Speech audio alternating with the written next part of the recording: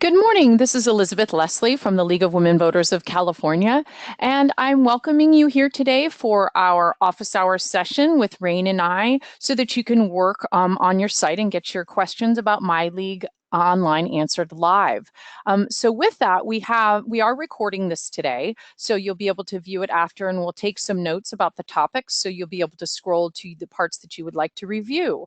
I see that we have about 4 or 5 people on the call already. You are all muted for the time being, and we will unmute you as we go through some of the questions.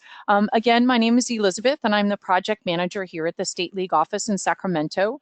And we also have our Milo guru and creator on the line, Rain Michaels, who I will be handing the controls to talk us through our webinar and get all of your questions answered today. So with that, good morning, or I should say good afternoon. It's past 12 now. Rain, how are you? I'm well, and I hope everyone on the call is well as well, and I'm very glad that you've all joined. So at this point, I will go ahead and take over unless there's anything else that you wanted to add, Elizabeth? Nope, that's it. Take it away, Rain. All right. Okay, well, some of you have been on these office hours before, and I welcome you back, and others are new to the office hours. These are very much guided by you. So the first thing that I would like to do is to just go through the people who have joined this call and get a sense from you of some of the topics that you would like to see covered. And then we'll try to identify some of the consistent questions and make sure that we address as many of them as possible, either at a high level or a specific level, depending on what makes the most sense. So I'm just going to go down the list. Right now, everybody's muted, and I believe that Elizabeth will be unmuting you as I call your name. The first person I see on the list is Anne. Are you there, Anne? Can you hear me well? We can hear you. Your audio is warbled. Yep, that's like in the beginning. Maybe I'll try connecting by phone, but we're in the middle of a storm, and I don't think we can do that. Okay, I think I heard you say that you're going to try connecting by phone. So we'll move on to Beth and come back to Anne after we talk with Beth. Hi, Beth. Hi, this is Beth. And would it be possible to unmute Jenny as well? Because we're a team, and actually she's the lead, and I'm so we have our questions together. I can start, but if you're able to unmute Jenny, that would be great because we have the same questions. Great, you're both unmuted. Go for it. Fantastic. Okay. So Jenny, do you want to start, or I have the list as well? If you have the list there, Beth, and want to go through it, that'd be great. Okay, wonderful. So one of our first questions is because we just got our Milo site, so we're really excited about that. Thank you. And Jenny has been authenticated. She received login information, and we're wondering how to add others so that I can make edits, log in, and make edits as well. And a follow-up to that is, can other people who are not authenticated see the site? Like, there's others on our team that we would like to see the site, but not necessarily have them editing it. All right, so we will talk about both of those questions. Those are very good questions, and I've noted them down. Also, thank you. When we click on the League of Women Voters logo on the top left, Jenny discovered this on another site, not ours. It goes to the Milo site, not our homepage, and we were wondering if you were aware of that, if that was intentional or not intentional, and if it can be changed. Yes, okay, we'll talk about that more as well. That is intentional. The discussion is underway as to whether or not to adjust that. And if there's time, we'll open that conversation up a little bit more on this call, so that one of the things that we need is feedback. Thank you. It's great that you're bringing that up. Good, good. We also had a question about how to use the Google Calendar, and if you had details about that on how to use the Google Calendar, or if we needed to go somewhere else to learn more about that. And publishing emails on Google Calendar questions, right? Publishing emails on the website. we wanted to know if we can use personal emails or if we should use generic League of Women Voters Chicago emails and then manually route them. Oh yeah. Okay. Well, we'll talk about that as well. Okay. Okay. And then the last question that we have right now is about subscribing to action alerts to Illinois and US. So Jenny, I don't know if there's more you wanted to say about that. Well, I know that the US is with Milo, or that they're working on coordination for that, but the Illinois State League is not on Milo. So the question is how we can possibly subscribe, if that's a feature at all, to their website for alerts if they're not on Milo. Yeah, okay, that's a good question as well, about content sharing both inside and outside of Milo. So we'll hopefully be able to address that also. Great. Okay. That's a good list of questions. Let's move on to other participants to make sure, and if there's time, obviously we'll get to more questions as well. So let's go back to Anne, since I think she's now reconnected. Can you hear me better this way? You sound great. Okay. So we And for some reason oh, there you are. Okay. Okay. If I stand right here, is it okay? You sound good, yes. So we haven't migrated over yet. We just sent in our fee, and I started working on the spreadsheet and everything, but I had some questions about how our homepage was going to look, and wanted to ask those questions. We did a lot of work on our old LeagueEasy website to make sure that our strategic priorities were clearly visible right at the top. Voting rights, election reform, good government, stuff like that. The National League, in their redesign, has featured those elements very prominently too. So I'm trying to figure out how, or if we can make our Milo site do that. Also,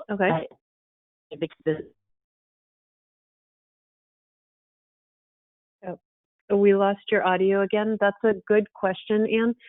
If you wouldn't mind just typing in some of your other questions into the webinar control panel, we will see them there as well and try to get to those, since you're having some audio connection issues. And moving down the list, Elizabeth, it looks like you are adding your questions into the question list. And so actually your questions, I think, have to do with how to edit the join page and or work with connection to PayPal. But you're unmuted now. Can you speak a little bit to what your specific questions are? Actually, unfortunately, they all came at once when I pasted them in. One has an issue of when we have forms and we have to put the address URL of the confirmation page. I'm not quite sure. I mean, I can go to my confirmation page, but I'm not sure that's going to be the permanent URL of the confirmation page. So I want to know, because it doesn't seem to have the interface there to browse. So I want to know how to do that. I was trying to do the join. Yeah. Is that from PayPal, or is that the confirmation page URL on the web form in Milo? In Milo. Okay. We can talk about that. Yeah, and then we can you're right. You're right about the join page. I was trying to add the join button, and I was unsuccessful. When I tried to add the graphic and then put a link on that, it just gave me text rather than that's okay. Yeah, so that's we'll one. talk about that. And then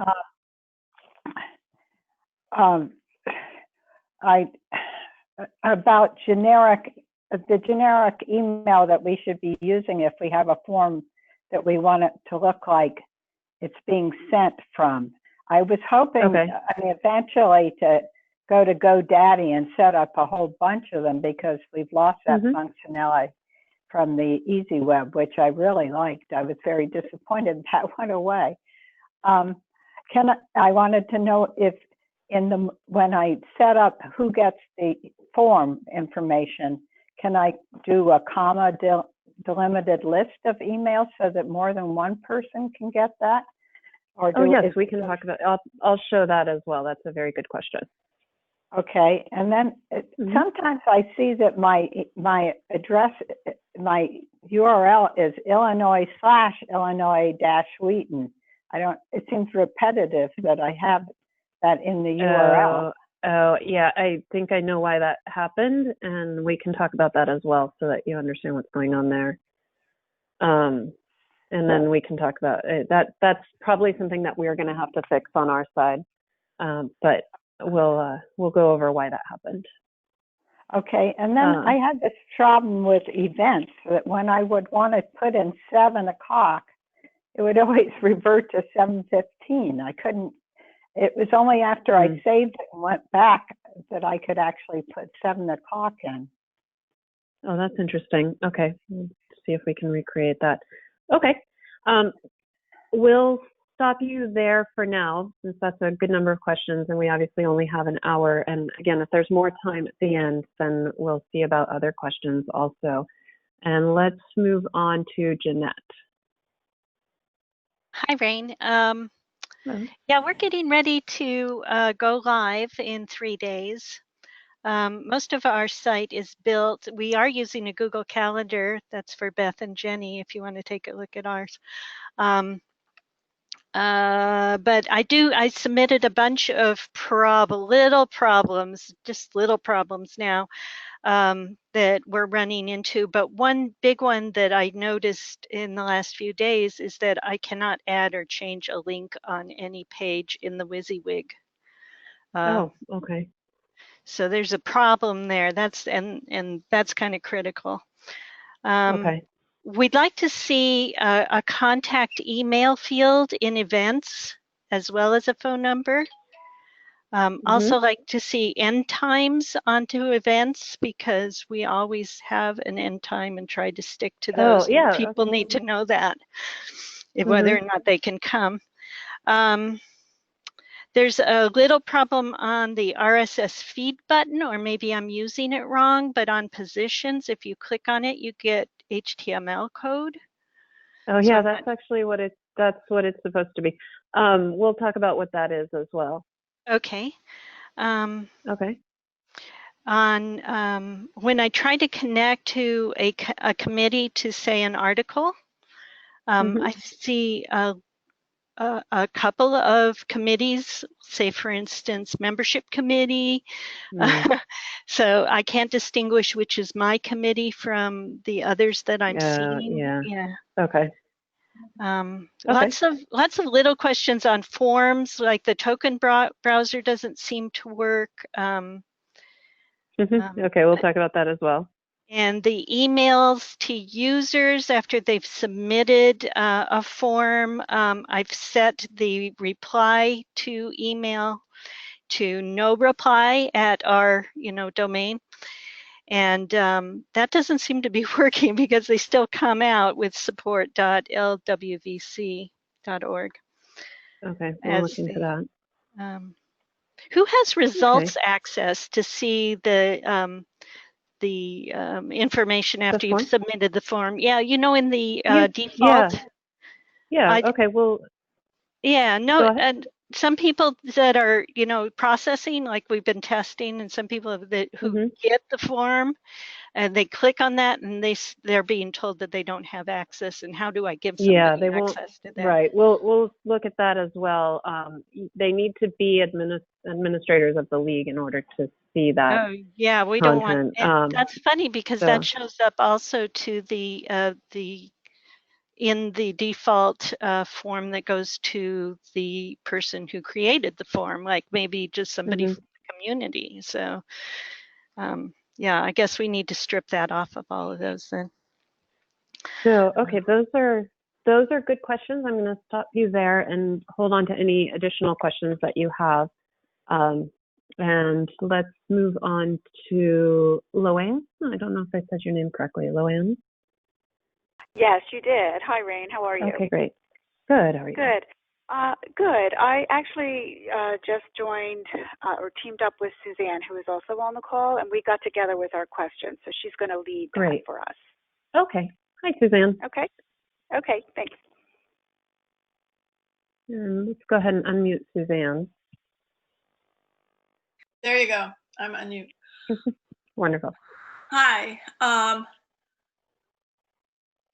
I know. Well, Loanne, go ahead. I was going to ask you what's your most important question?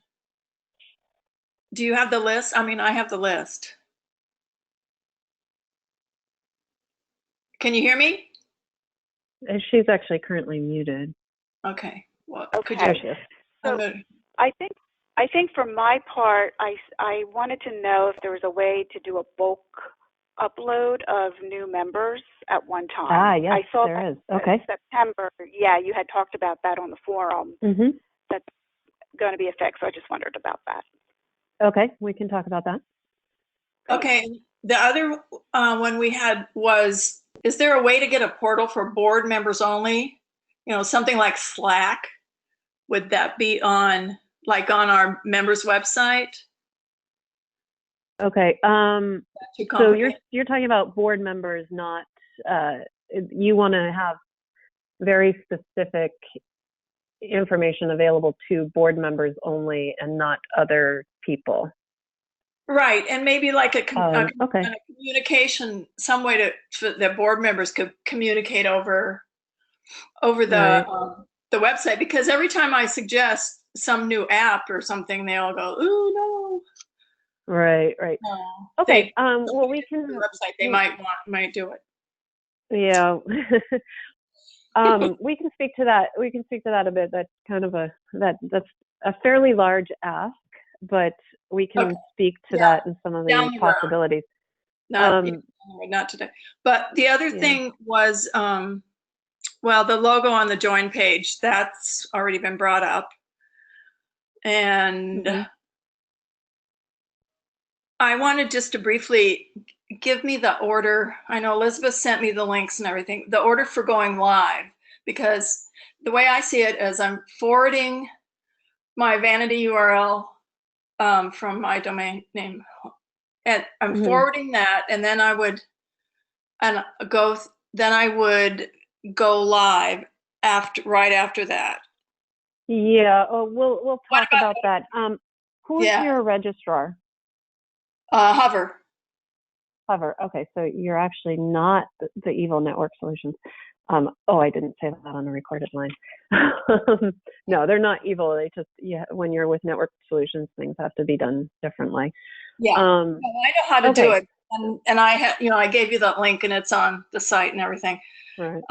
They're very clear on how to do it, and they have live help if I need. It's just making that jump is my. It's just the order, right?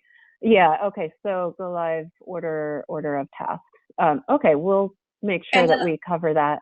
And I did notify Carol Watts, our lube guru, that I was going to go live, and she mentioned last night that in an email that she is keeping she's changing server, and she's keeping all the old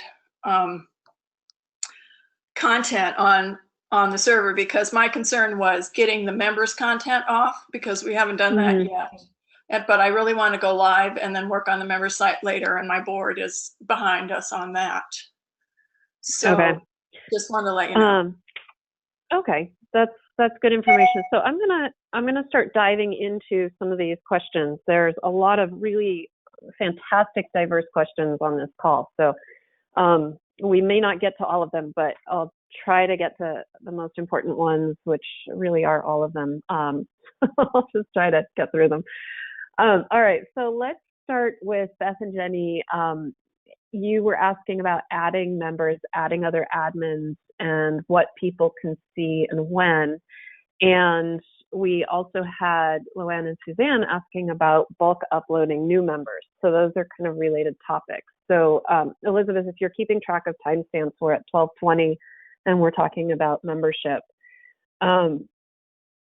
So let's start with adding admins to your group. So right now I am authenticated as an administrator, a fake administrator for the demo group. And I can actually authenticate Masquerade as any of you if we need to troubleshoot your league specifically.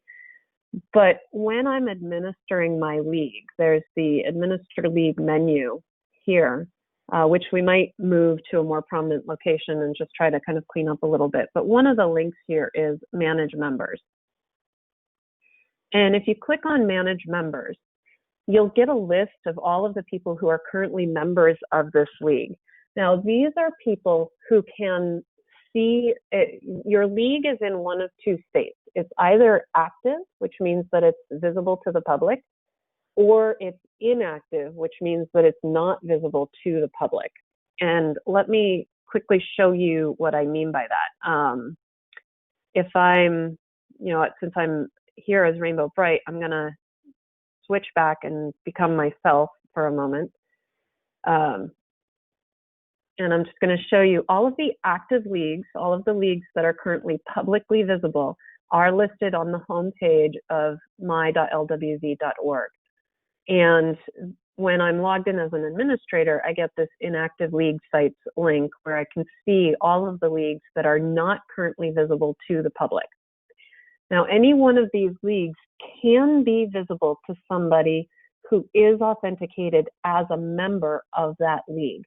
So if you want to have people be able to view your league before it goes public, you would make them members of the league, and then they can log into the site and see your league site before it's public. But they wouldn't be able to edit it if they're members. You can only edit if you're an administrator. And let me show you what that means. We'll just use San Luis Obispo right now. Again, I want to point out that I am authenticated as a full-on administrator. You're seeing a lot of tools here that you will never see, but I'm showing you this for the purposes of demonstration.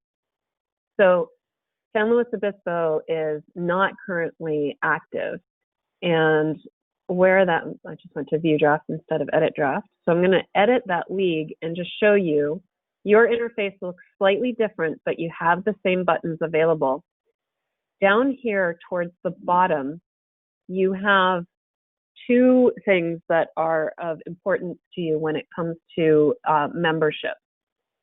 One of them hasn't really been announced publicly yet, but it is available. And since we're talking about this on the call, I'll tell you about it so that you know that it's there. So the first one right here is restrict entire league to members only. Public, accessible to everyone, means that it'll go into that active league list. It'll be viewed on my.lwv.org, and people will not need to authenticate in order to view the pages anymore, unless they're members only pages, in which case, if they are members only pages, then they would need to authenticate in order to view those specific pages. So you might have an event or a directory or a form that are only available to members, in which case those they'd still have to authenticate. But the general league itself, the league site itself, they would be able to view if this little button, this radio button, is set to public. As long as it's set to private, nobody will be able to view this league site unless they authenticate to the system. Now, this next thing that we haven't announced publicly yet, we haven't created the documentation for yet, the functionality is there. It says, do not show on registration page versus show on registration page. And what this means, let me just go to a different browser where I will log out. Okay, so when somebody is trying to create an account on Milo, they can actually request membership to a specific league by default.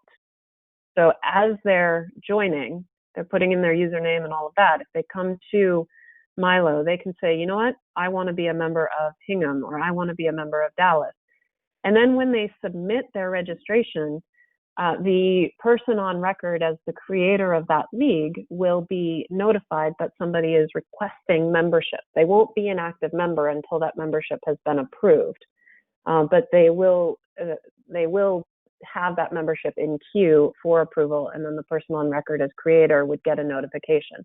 Right now, most of the leagues have either myself or Anne-Maurice as the person on record as creator, so we're the ones who would get that notification. But as we're realizing that people are making their league accessible, we're changing that person to the contact that we have as the league webmaster, so that that's the person that would have that notification. So that's an option that you have that you do or don't. You can choose whether or not you want that. If you say do not, then it won't show up. And then, of course, you need to publish those changes. So by default, the moderation state, and there's documentation on revisions. We won't go into this on this call because webinars have talked a lot about revisions. But the moderation state goes to draft by default. Until you set that change to published, it won't actually take effect. But when you set it to public, then the public can see the league. So I'm not going to make this change on San Luis Obispo because it is currently private. So I'm just going to cancel out of that and get out of here and go back to masquerading as Rainbow Bright, where we'll look at the Demo Local League and its members. So from there, if I want to add a member, what I can do is right down here, I can add a new member to this league. And I can search first under username. I can search for existing members. So for example, Jeanette is on this call. So I can try to find you. And then I can add you as a member to the Demo Local League. I will remove you in a moment because having you on here will be hard for you. Once I've added you, I can turn you into an administrator by editing your account. So when I was on that list, I clicked on edit next to the user's name. And then there's this option here under roles to change this person to an administrator member. Then I would update membership, and then that person would be able to start working with content in that league as an administrator. I am going to remove you, Jeanette, because being part of more than one league is confusing. So I don't want you to have to deal with that since there's more UI elements suddenly available to you. So now we'll go back to manage members. We'll just look at the list that's here. You know, for example, if I want to make testing 1 here an administrator member, I can just click edit, administrator member, update membership, and then that person will become an administrator member. So that's how you add an administrator. If you want to add a person who is not part of the system yet, oh, by the way, if you want to approve a member, it's the same thing. Notice all of these members here, testing 1, testing 2, testing 3, they are all set to pending. That means that they're not actually members of the league just yet. They are, they've requested access to the league, but they're not officially members. So if I want to approve them, I can edit each one individually, and I can set pending to active and then update that. Or I can actually update all of them at once. I check them all off, and then under operations, choose operation, modify membership status. And then when I click on execute, it's going to ask me what status to change them to. And then when I click next, it'll make that change. Now the other question, so that in terms of, that's how you would add an admin for somebody who's already in the system. That's how somebody can use the registration form itself to request membership in a group. And then just to re-clarify, in terms of who can view your site, if it's public, anybody can view it unless a specific page has been set to be visible only to members, in which case then they have to authenticate in order to view it. Only administrator members can edit. So you can make, if you're in kind of a test mode, then my recommendation is that you make anyone who you want to view the site without being able to edit it while you're still kind of building and experimenting with it, just make them members. and then they will be able to view the league without being able to edit. But the next question that you have is, well, when I went to add member, I was actually looking in here to try to find the member that to try to find the member from an existing list of people. But if the user doesn't exist, then I would need to create them. And if I go to create them, then I have this form that allows me to create this person for the first time. And then once I create them, then I would need to add them to the league itself. So that's kind of a general overview of how they work. The next question was about bulk upload of members. So before I address that, I do see some questions. So I'm gonna stop for a moment and see if on this topic of members, there are any specific questions. Anne, you're visible. I didn't have any questions. Yes, so, okay, so I see some of your questions on the list. Did you have any questions about the membership? I did not have any questions about adding members. No, my questions were otherwise. Okay. Any other questions about membership aside from bulk upload? Elizabeth, you're unmuted. I don't think I have any more about users. Okay, This great. is Beth. Well, this hi, is Beth. Yes. Hi. You may have already answered this. I was wondering how you know somebody's username. Okay, so typically we've been creating usernames with first name, last name, all one word, all lowercase. So we recommend that you continue with that model because it's just a good way to go for a username. If you try typing in somebody's last name, you will also get, well, you should get recommendations. Oh, you know what? It's because your last name is too short. So let's try, it's got to be at least, I guess. Okay, so I need to check on why last name's not coming up, but you should be able to start typing in their name and seeing what you find. And then hopefully you would know what they're, hopefully you would then get recommendations. But as you type, it's going to show you usernames on the system. But typically, hopefully, it'll be first name, last name. That's what we've been trying to encourage people to use. And then if you don't know, then you can always ask them as well. If there's somebody who created their own account and for some reason you don't know.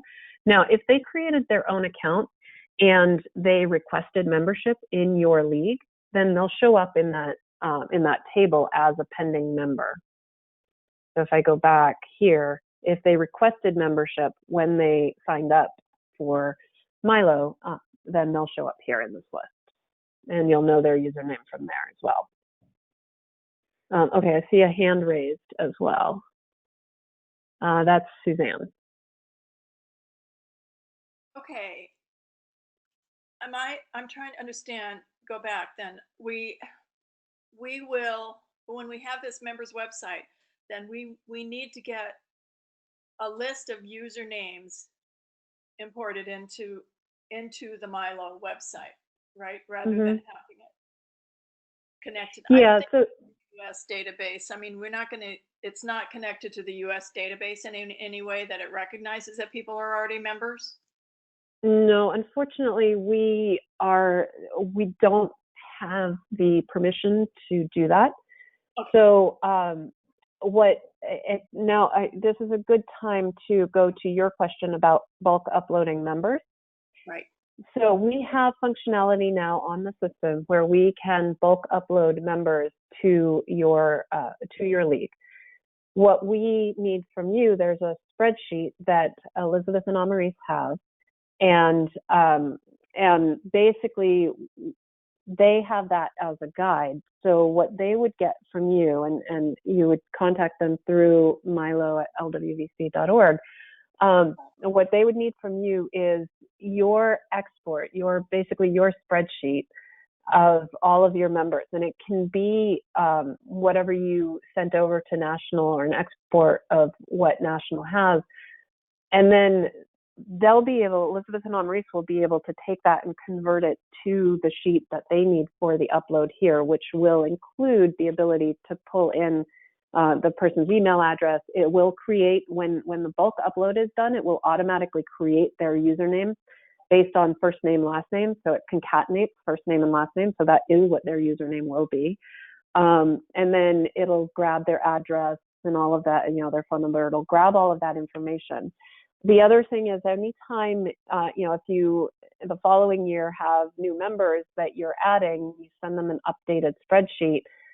Any contact information that has been updated in that spreadsheet during the course of that upload will update existing people with updated contact information. Got it. I mean, unless we have a lot of, like 50 new members at one time, I mean, I don't see a problem with just entering names monthly or something that we, if we get 2 or 3 members a month, that's not going to be a big deal. But that was my whole thing. I was thinking, like, now what kind of a spreadsheet you want? So is that something that was in the documentation, or will I? It's not in the documentation. We haven't fully announced this yet. Elizabeth is working on an announcement, but the import itself needs to happen. Maurice or Elizabeth need to do that import. So if you just get in touch with them, then they'll give you have a choice. You can either give them whatever spreadsheet you've exported, and then they should be able to modify it to match what we need. If there's any trouble with that, then they can send you the spreadsheet template so that you can then put the information in as needed. But it's pretty easy. We've done it already for a league, and it worked really well. Okay, so it's just first name, last name, and email. That's all. Those are the only things you need, right? Those are the only absolute necessities. However, because contact information and such can be available through this, and it helps you if it is, then if you include that information in here, that will actually be part of what's brought in as well. Okay. I'm also responsible for updating the database by the end of the month, so right. I won't be giving you anything until next month. Yeah, we figured that would be the case, since I think National is, you send stuff to National by the end of this month, so we figured this would be something that people would be interested in doing starting next month. And again, the announcement hasn't been made yet. You're kind of pre-seeing a functionality that wasn't available to people until now, but is actually available now. So that's why we're comfortable telling you about it, even though it hasn't been publicized. Okay, I think that answers the question. Thanks. Okay, so let's move on, unless somebody's gonna start jumping up and down with more questions about this. I do see hands raised from Beth and Elizabeth. Thank you. I was just worried about two people having the same name. Like when you were searching, does it then show the email associated with it, so you know which one? Yeah, so you can't actually have 2 people with the same name. So if we do have 2 people with exactly the same name, it's going to add a 1 to the end of the person with the same name. And then at that point, it can be, if a modification, if somebody wants to modify that person's name, then it can be modified, but obviously you'd want to keep it within the realm of their real name and not change it to something completely different. When you do the bulk email, a bulk upload, does the the new user get an email that indicates that they now are a user? And what password do they? That's a good question.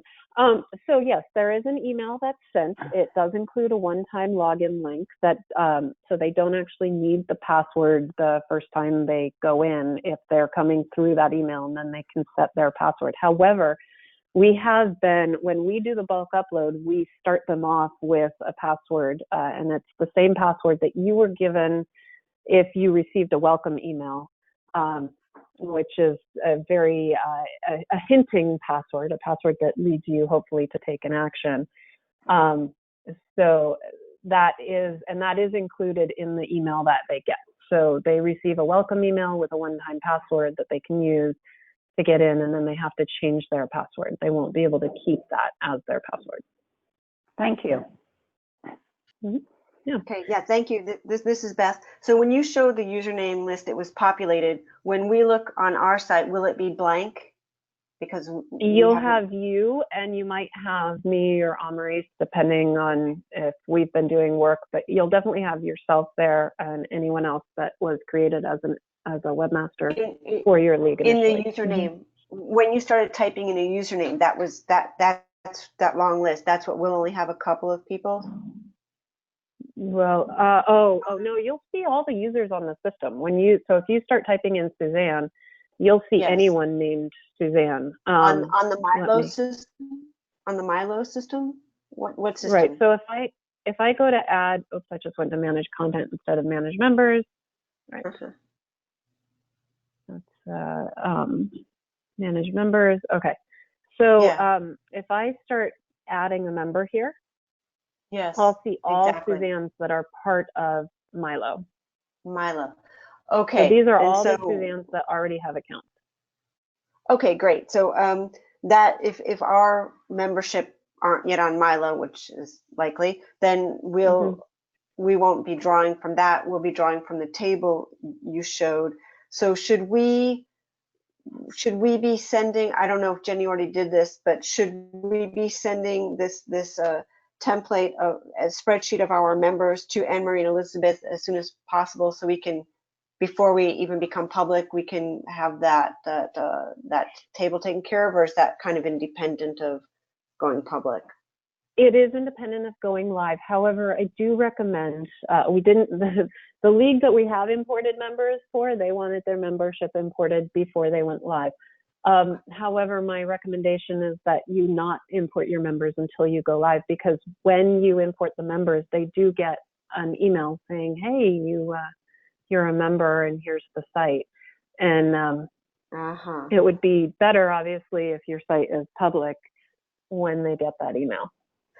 That's helpful. And the last question is, there's a members only section on the left navigation menu. Is this at all related to that? Are all the people who are on the add members table, can they then go into see a members only section? Because I don't know if we know yet if we're going to have a members only section.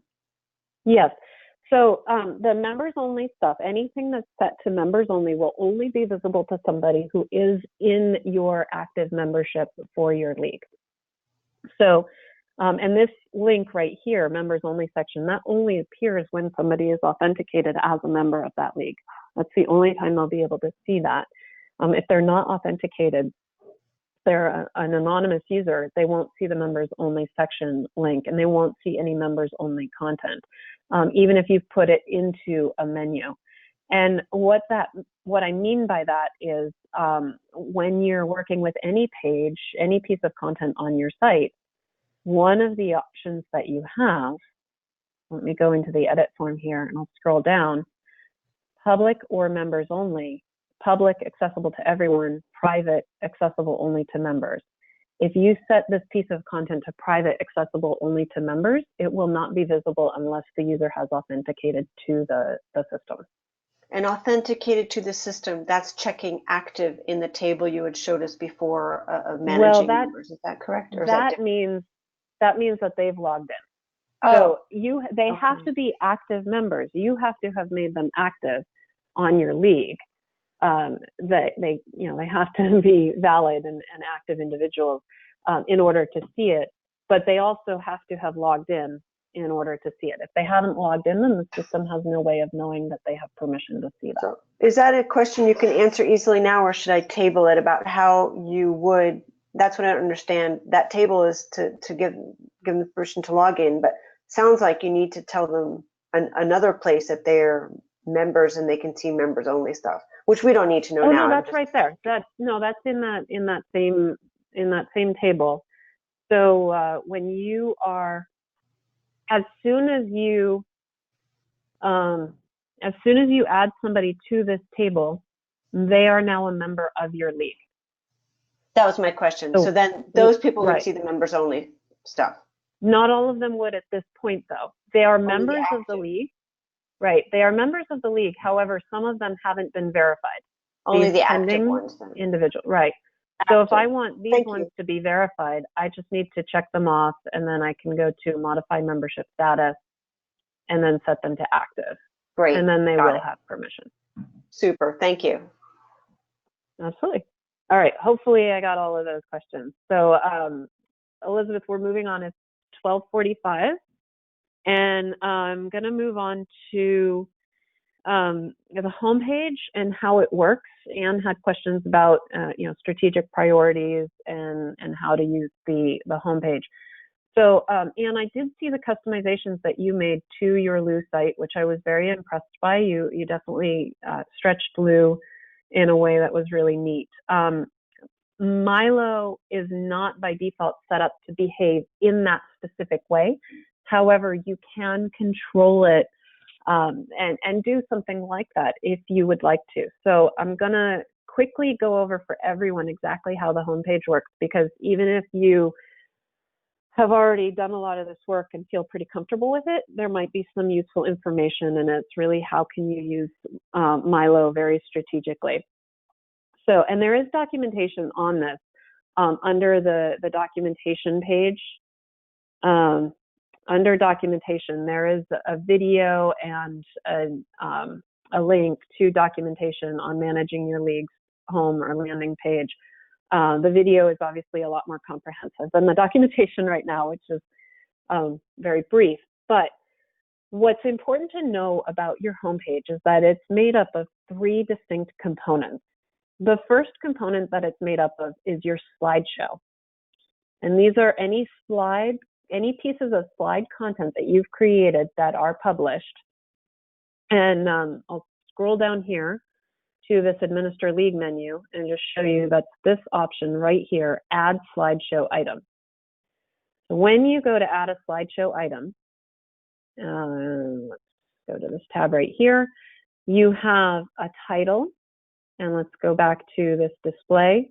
This is the title right here.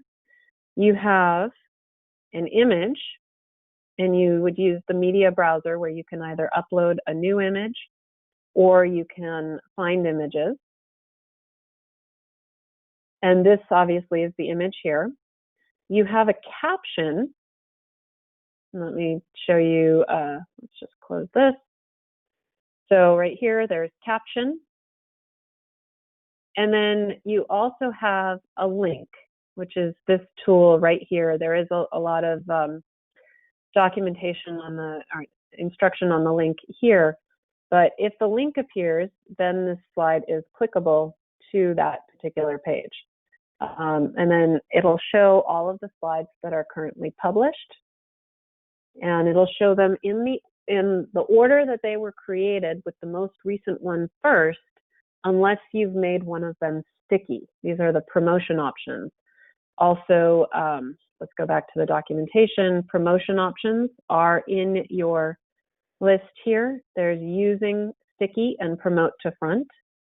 So that talks about how things, what sticky means and how things are listed and sorted in terms of order. So that's one of the items that you have on your homepage, is this slideshow. I see a hand raised, so I'm going to come back to it after I talk about the other 2 components of the homepage. So again, the first option is the slideshow, and you can put whatever you want in here. You could use this for your strategic options. You could use this as kind of a pretty, let's just be fun and fluffy. You can use it however you want, or not put any slides in at all. And if you don't put any slides in at all, then you won't see the slideshow, which is also fun. The next piece of this page is literally just an area that you can edit however you want. This portion right here is editable by, you can either go up to the top here and edit the draft for your homepage, or you notice if I mouse over this, I have this option to edit here, where I can create a new revision of this particular piece of content. Let me show you that again. There's this little gear, and it's funny because it appears over the share stuff, but it's this little gear, and if you click on that, now you can go ahead and make edits to this content. And in here, you can put whatever you want. You can put graphics, you can do that kind of 3-part, here are our strategic priorities, and set them up next to each other and link them. You'll notice that I've put special styling on the text that's in here right now, but I can have, I could put in a header.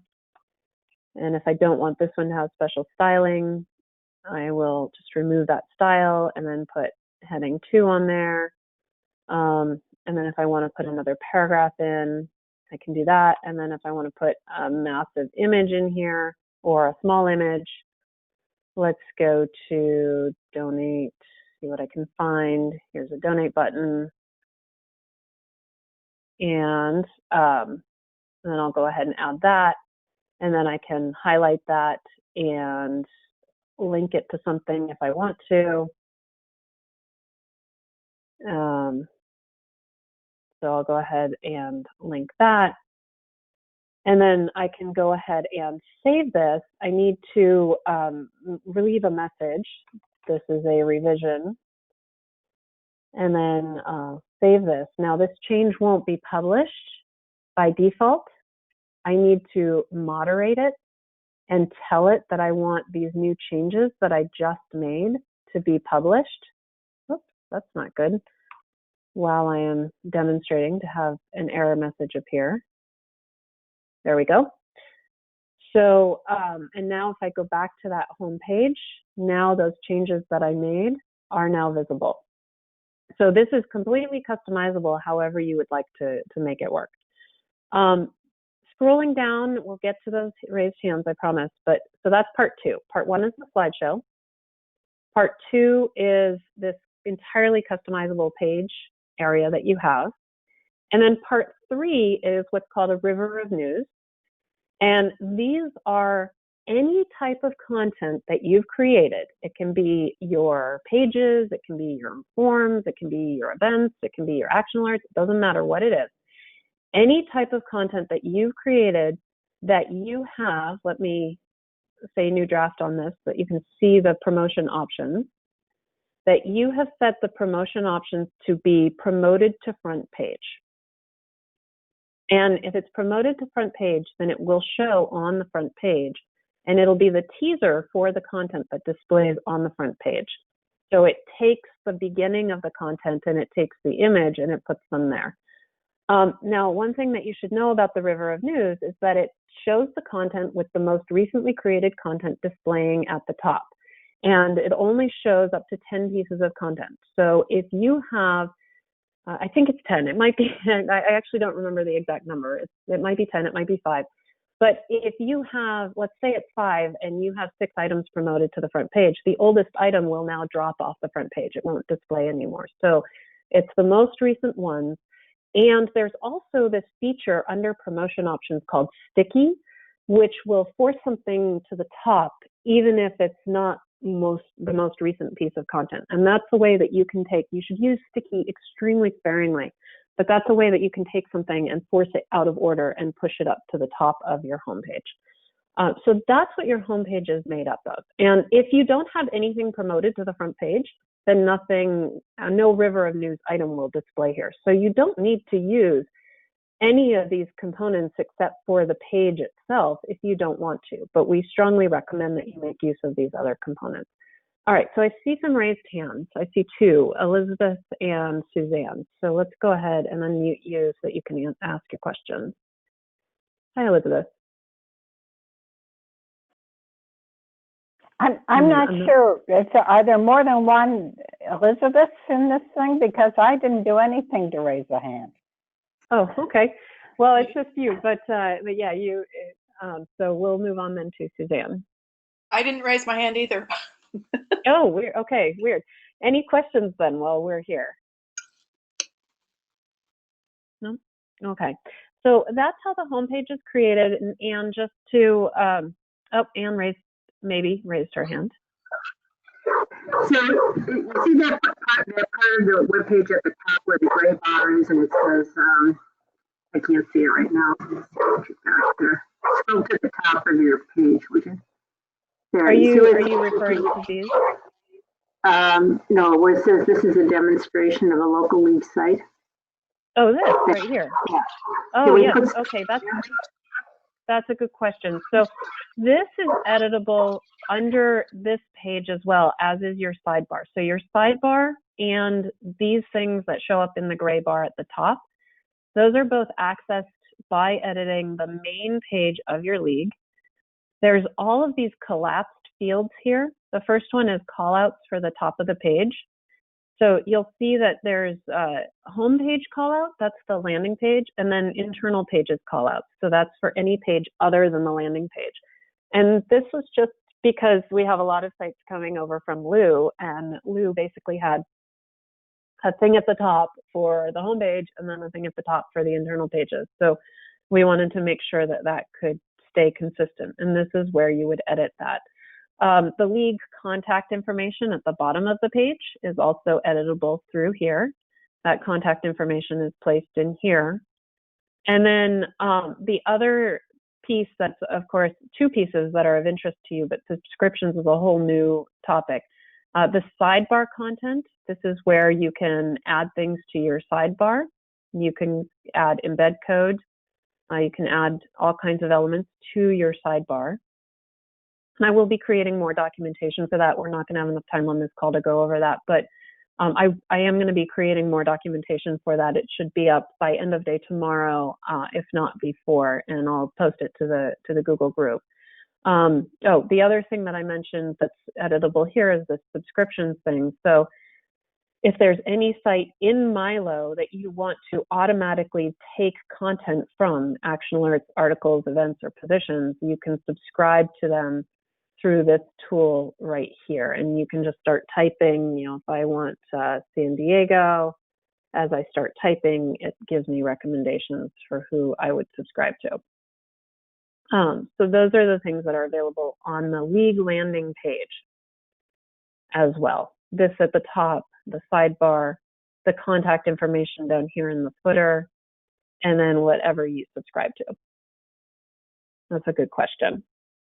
While we're talking about subscriptions, I see a hand raised again.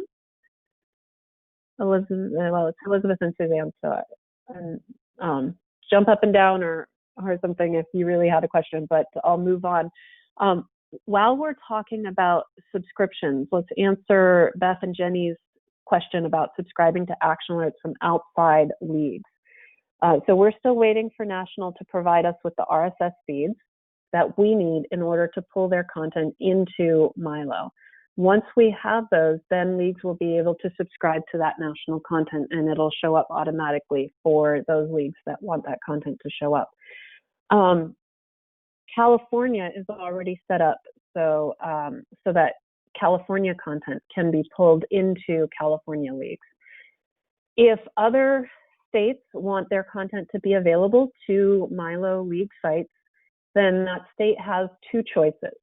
One is they can work with us to provide RSS feeds to us so that we can make those feeds available for subscription to the specific state leagues. Or the second option that they have is that they can create a Milo site and just put up anything that they want shareable into Milo. So, but we do need the state to provide that material. We need an RSS feed or something. We can't get you access to material that hasn't been opened up to us in a way that we can pull in. Are there any questions about that? Okay. I see. Hi, yeah. So California, I noticed I was on their site and they had some new news articles and things, and it wasn't pulled into Milo, and I was kind of disappointed about that. Oh, right. So at the moment, the California stuff is coming from whatever's been added into the California Milo site, which is not quite up to date yet. There's a lot of resource management going on. We are setting it up so that they won't need to use this anymore, and that should be set up in the next couple of weeks, and then that content won't have to go through here anymore. So keep an eye out on California Milo site, and when I start seeing the new stuff up there, that's when I'll subscribe. Okay. Okay. Yeah. So that's a good question though.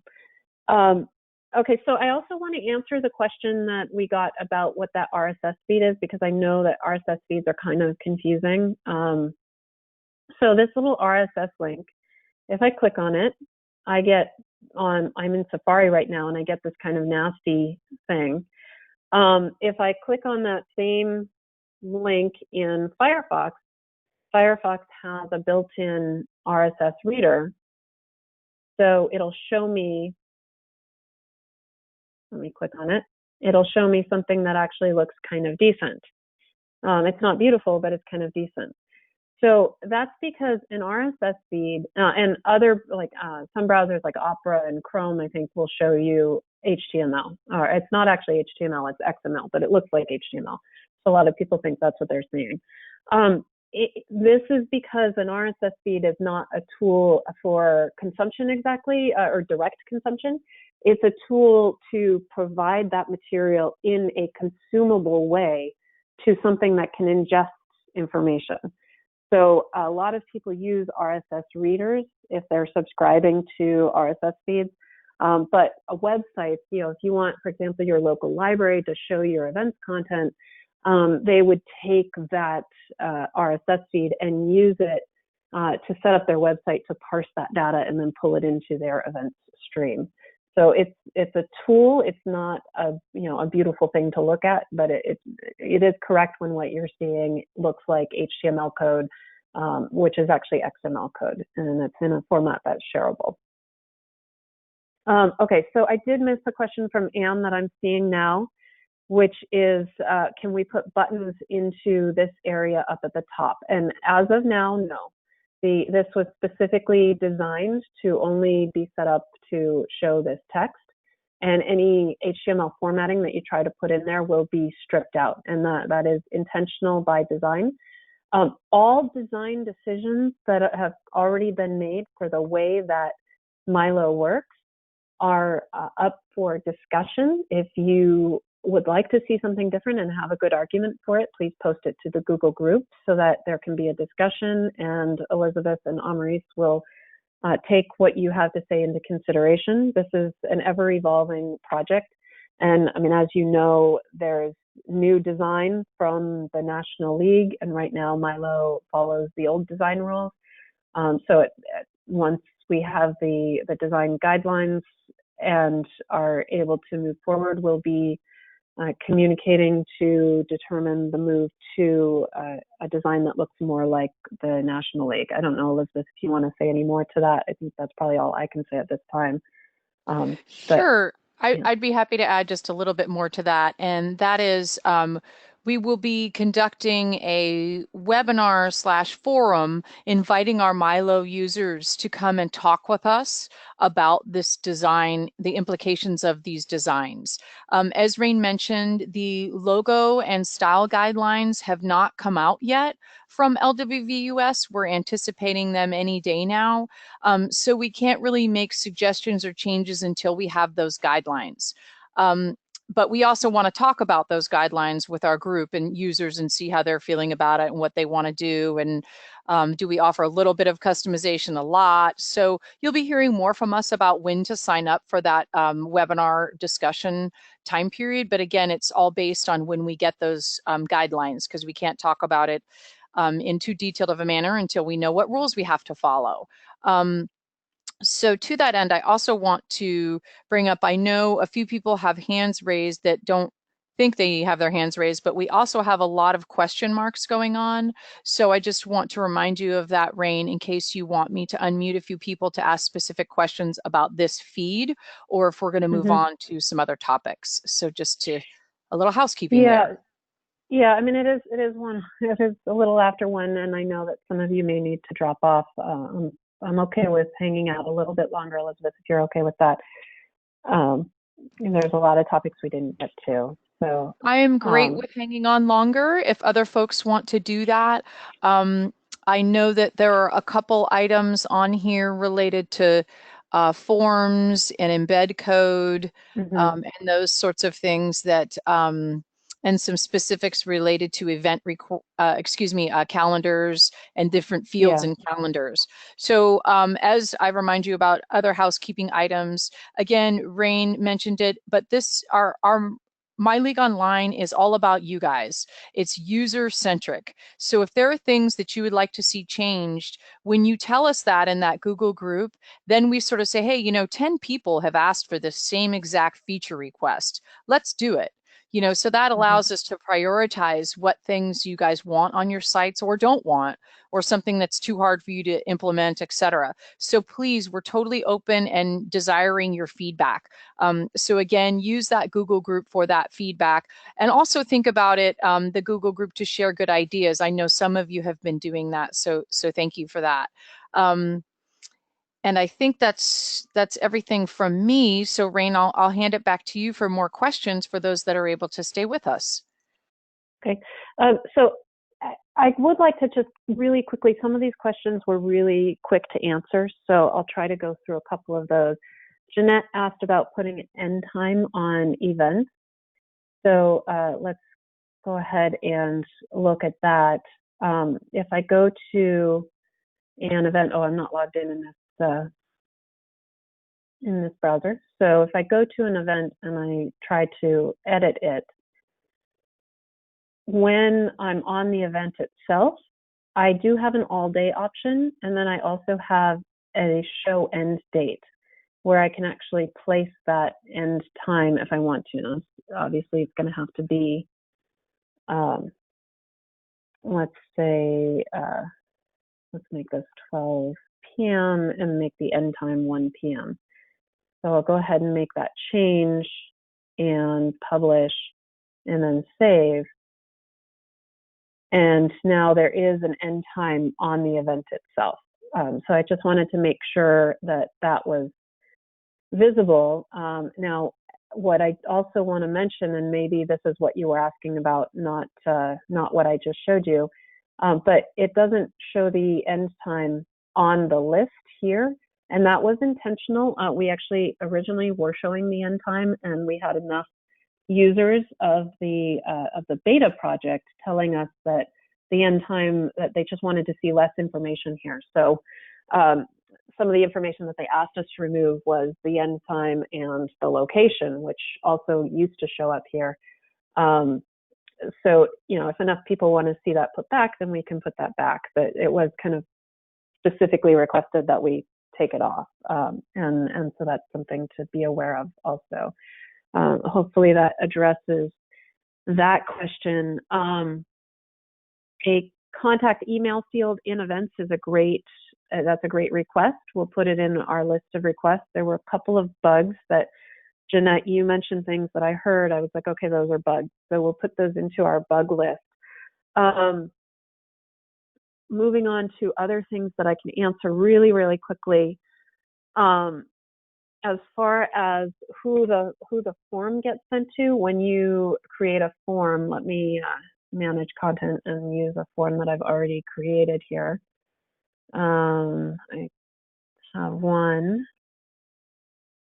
Okay, so when you're managing your form, you can set up who that form gets sent to through emails here. And you can add more than one person with a comma. So that is an option as well. Let's use Milo. Support.freshdesk.com. Add. And so this is an option of who I can email this form to. I can add multiple people if I want to. And then that will work out. The other thing is you can use this component to tell it to send to a specific person and this is in the video that is under the documentation.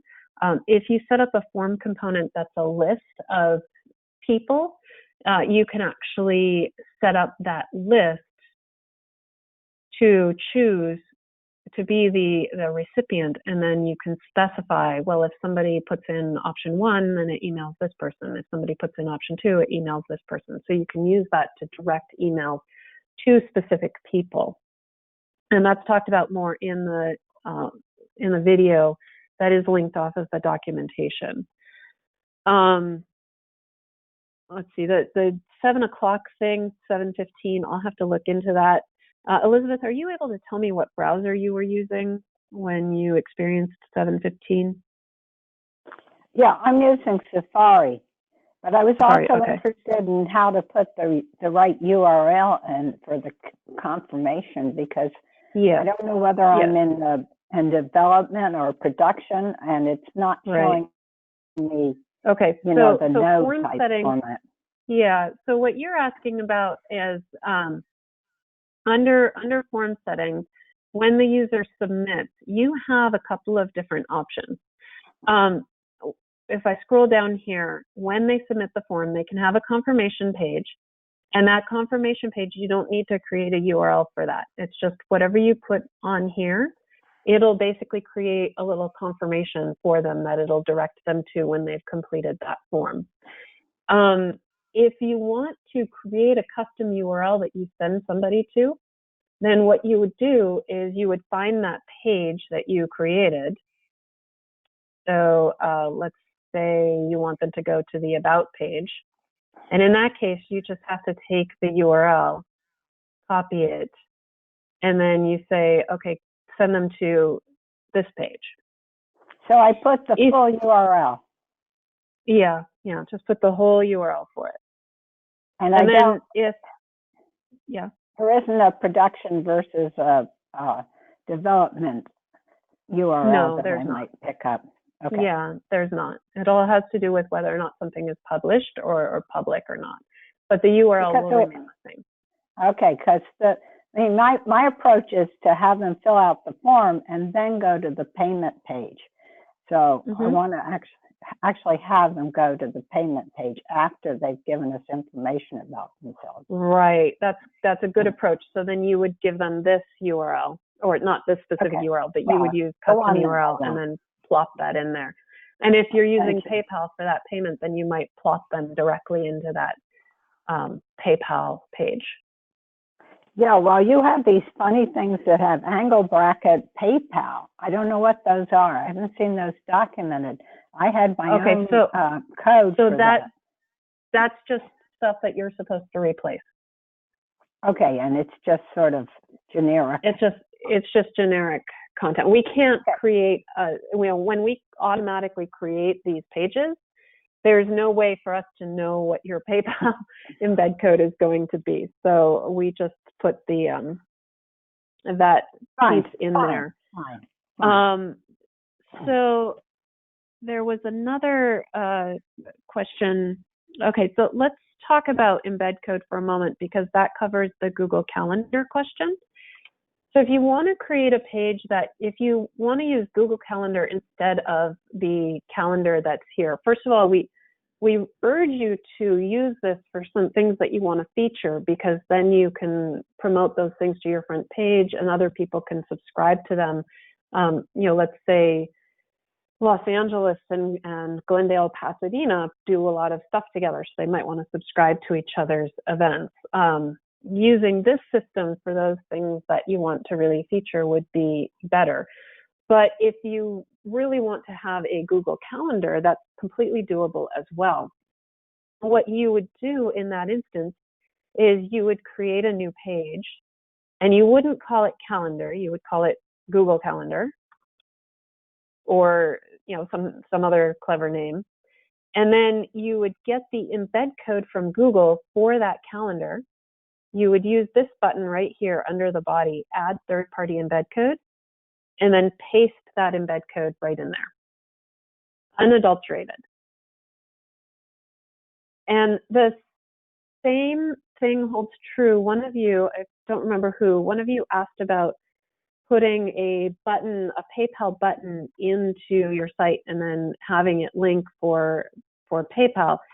If you're actually trying to have it be the form itself or some kind of PayPal integration, when it comes to PayPal, you want to use the embed code that PayPal gives you, even if it's just the button that they give you. You still want to use their embed code, not put the graphic on your page and then link to them yourself, because PayPal has all kinds of ways that they handle the traffic, and their embed code has all kinds of stuff in it. So what you want to do is grab that embed code, not try to create it yourself.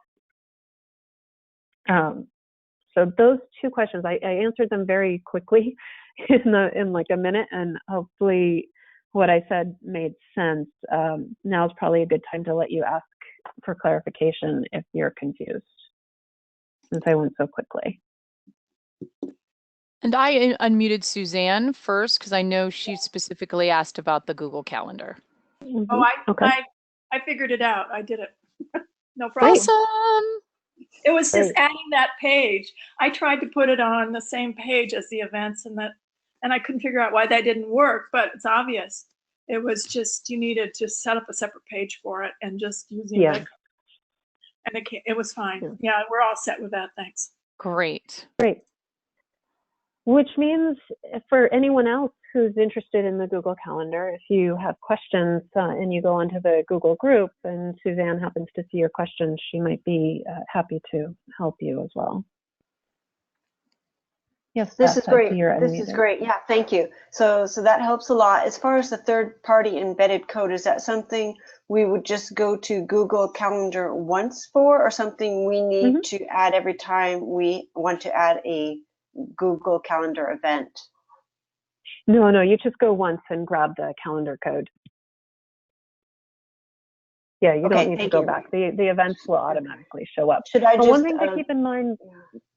One thing to keep in mind with Google Calendar is the embed is not responsive friendly. So mobile devices looking at that embed, I'm surprised that hasn't been fixed yet, and it probably will be very soon because the world is going towards responsive. But as of right now, embedded Google Calendars will look funky on mobile devices. So it's just something that you'll want to keep in mind. All right, so those are a couple of the questions that I could answer really quickly. So many more good questions that were asked. Again, some of you did mention bugs in your list of questions, so we'll be looking at those. And Rain, I'd like to jump in about one of those bugs that I made note of. And I'm sorry, I've forgotten who mentioned this, but they mentioned that they were having problems adding the link in the WYSIWYG. So I'd like to, whoever reported that to us, if you could send us a little bit more information, maybe even a screenshot or a link or something so that we can troubleshoot that, because that to me does seem like a bug worth figuring out right away. And then let's see what else, Rain. I'm just looking down the list of the items. I think you tackled practically all of them. The only other question I think was maybe related to some of the forms. And I know we have a great deal of information in the documentation, including videos about those forms. So we'll make sure that we add some links to our Google group to remind you about how to find the answers to those questions. Oh, and there, Rain's showing it right now. So, there you go. All right. So, and it's a video, not actual documentation, and it's a long video. It's a 25-minute video. But no fear, you don't actually need to watch the entire 25 minutes in order to find a specific topic, because we created a little table of contents. So if there's something specific that you're looking for, you can just click on the minute next to that and it'll jump you to that part of the video. Wonderful. Now I see a few people still appear to have questions, so I'm going to unmute those that I can and see if folks have any final questions. Hi, Rain. It's Jeanette. Yeah, I was the one having a problem changing a link, and if you could mimic me or masquerade as me, I can show you what's going on. The other thing is I sent a whole list of questions, and we kind of only touched on very few of them. So I'm wondering if you'll be answering those questions, or. No, Jeanette, are you Jeanette Dye? Or Yeah, are you... that's me. Okay. Making sure I have And the right Jeanette, person did you here. send? I know you asked a bunch of questions here today, but did you also email us with some questions? Yeah, I did, but just before the webinar. Oh, okay. I'm super impressed. Look what you guys did. It looks I love that. fantastic. That's great. Great job, all right. Jeanette. Thank you. So I'm masquerading as you. What page would you like me to go to? It doesn't really matter. It seems like it's happening on everything. So. Okay. So we'll just go into about, and what's something that you would like to link to? Just highlight something. Like you're going to put a link in. Okay. Do you see how I don't have a link sign? I only have a break link. No, you do. It's to the right. It's no, over that's here. for media, isn't it? No, this is for media. Oh, okay. I thought that one was for media, but it moved. Oh, I'm so glad it was that simple. It used to be over here. Yeah, it moved. We did some security updates, and there's a couple of things. You know, this is an incredibly complex system that makes extensive use of out-of-the-box functionality, some of which is not nearly as user-friendly as we want it to be. And we're trying to make incremental improvements to make it more user-friendly. But you know, some of those things, it's just a matter of resources. And this is one of those ones where we just put in a bunch of security updates, and things moved around, and now we need to find the time to go back in and make them where they should be, so that it makes more sense, because it really should be over here. Yeah. I'm glad nothing's really broken though. Yeah, that's good. Now that I know it's there, I can do what I need to do. I do want to point out a known bug of which I'm aware, however, that might get you at some point. And don't worry, I won't save these changes I'm about to make. But all right, so we're searching for March, and we're going to find March happily. And so I'll choose that one and insert that link. Now that link has been inserted. Now if I go in and I want to link to something else, let's say we want to find advocacy. I'll type that in and do the search, and notice it doesn't actually filter the second time. Oh, okay. So that is a known bug, and the fix for this is kind of annoying, but you just save your work and then click edit or new draft again, and then come back in here and type that one in. So it's annoying. I mean, in this case, I obviously see the one that I was looking for, and that'll work. But so this feature, this find content feature, it's a memory issue. It only has enough memory to work once on the page before it will complain at you. Okay. Sorry about the phone. No problem. So I'm gonna move away from this so that I don't save that change on you. Is the new draft thing working, or is that still a problem? Where you some save content draft types and then work. You don't. Yeah, so that's it for the people on this call wondering what she's asking about. Thank you, by the way, for reporting that. When we did the security updates, for some reason, some content types won't let you see your draft. So you would have to publish it in order to see the changes, which is annoying and not what we're trying to present for you. So we're still working on that. We don't have that resolved just yet. Okay. If you choose moderate, though, what will help you is you can compare revisions.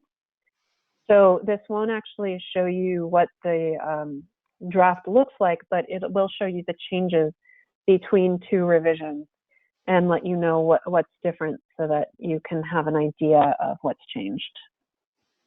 Okay. I have a really quick question, because I know other people probably have questions too. But what happens? I'm renaming files as people upload them in a form. I rename them to like a standard so we can find it later. What happens if they save something with the same name? I mean, if they come back the same day and they save another file and it comes out with the very same name. It's appended with the _0. Oh, good. Okay, it doesn't get lost. All right, or No, override the other one. Okay, yeah, perfect. no, it's appended, which is why you will actually see a lot of files have _0, _1, _2. 0 in computer speak, 0 is 1. So, so the first one will be 0, the second one will be 1, the third one will be 2. Okay, great. All right. Anything else? These are really, you guys asked great questions. I'm super excited by this office hours. I'm sorry we couldn't go through everything. I think you got to a great deal of it, Rain. I've made notes of all of the questions, so we will try to make sure we post some help for some of those ongoing questions. But feel free to email us with any additional questions that you might have. That's what we're here for. We're here to help you. And there will be a link going out after this webinar that sends you a recording of this webinar. So if you didn't catch everything we went over, you can review it again at your leisure. And we do have all of the other webinars posted as well on our pages, and we've tried to itemize them so you can find the actual topic you need. But if there is specific documentation you're looking for, again, please suggest it. We're really here to help you guys, and these are your sites, so we want to be a positive resource for you.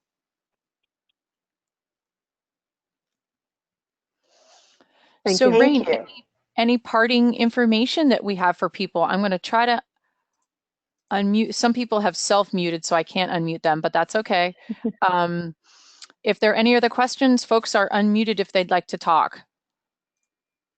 What is the email to send questions to? Milo yeah. at lwvc.org. So I giggled there because there are a number of options. Milo at lwvc.org is going to be the most direct. You'll see, you'll also see reference to something that has the word Fresh Desk in it. That's our ticketing system.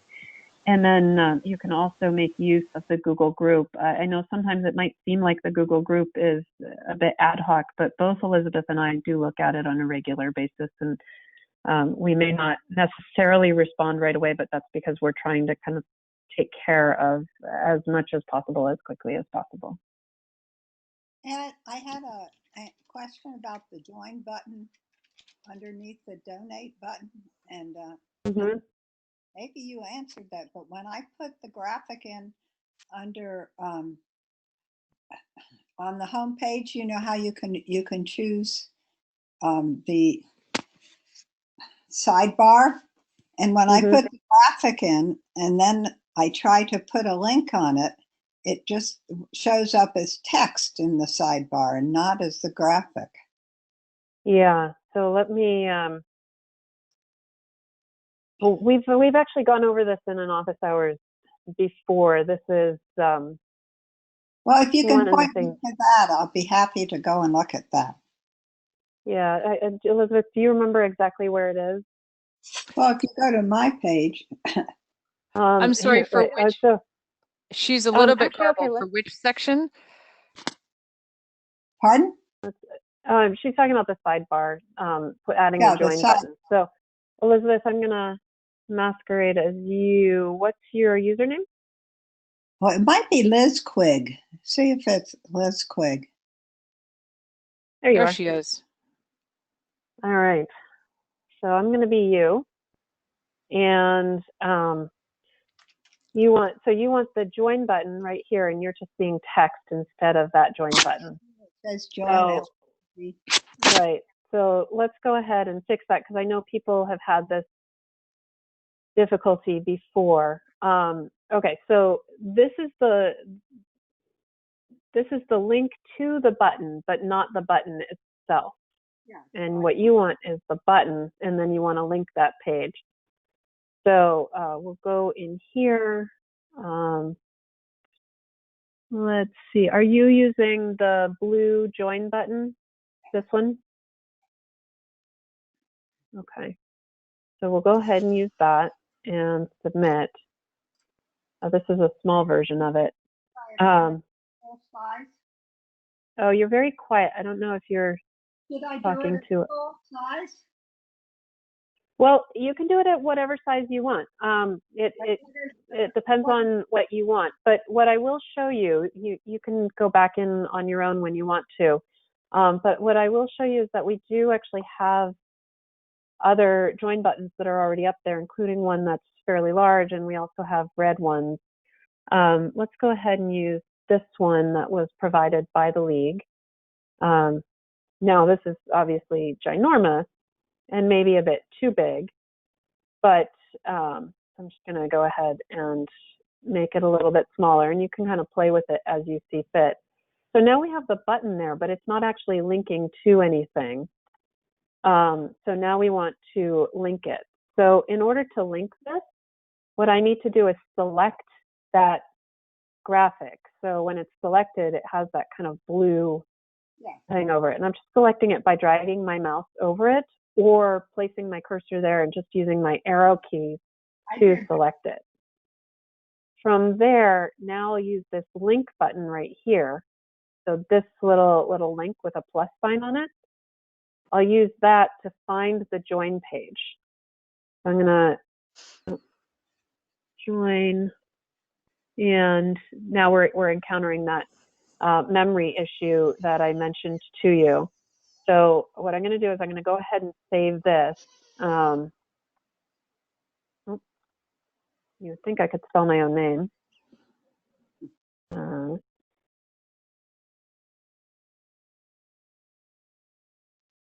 And then I'm going to save this. It's still a draft. And we'll go back to edit this. And now hopefully we have enough memory back that we can find the join page. Otherwise, I'll just grab the URL. Join. There we go. We'll insert that. Okay, so now this should be linked. And it looks like it's linked because when I select it, the unlink button becomes visible. And from there, let's just remove that extra space up at the top. And there we go. So now I'm going to go ahead and publish this.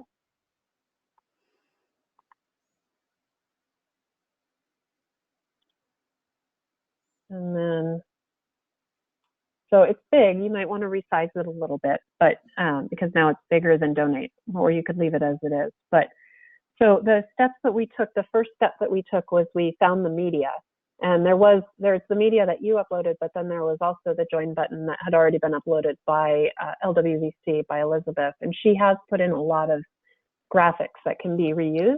So I strongly urge you, when you're looking for something like Facebook or Twitter or join or donate, that you look through the library, do a search in there and see if there's something that fits your needs, because they're all very high quality. And then after that graphic was in place, then we used the link button to link it up. I did exactly that. So I'm a little, except for the fact that when I did the search for the join, I got it right away and I inserted it. And but it didn't show up. But for some reason it changed to a link to the media. So I'm not sure then what happened for you, but if that happens for you again, then if you wouldn't mind just kind of writing down the steps that you did and sending them to us so that we can attempt to reproduce and figure out where things went wrong and how we can improve that, that would be good. Thank you very much. Great.